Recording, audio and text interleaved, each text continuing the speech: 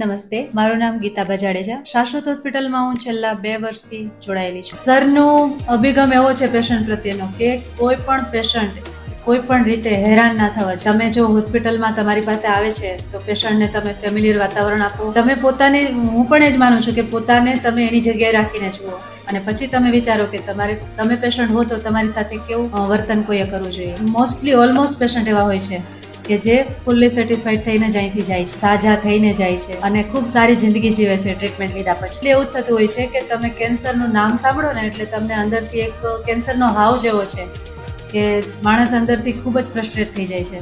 પેશન્ટના relative બધા frustration સાથે હોસ્પિટલમાં આવ્યા હોય છે. ડૉક્ટર ગૌતમ સરને, ડૉક્ટર અલ્પેશ સરને મળે છે. સરની એક જ મુલાકાતમાં એ લોકો એટલા બધા સેટિસ્ફાઈડ થઈ જાય, એટલા બધા હિંમતથી ભરાઈ જાય છે એ લોકો કે ના, હવે અમે પૂરેપૂરી રીતે અમારા જે કંઈ અમારી સામે આ પડકાર છે એને ઝીલી અને એની સામે ફાઇટ કરીને અમે જીતીશું જ. સરને મળીને એવા અભિગમ સાથે એ લોકો બહાર આવે છે.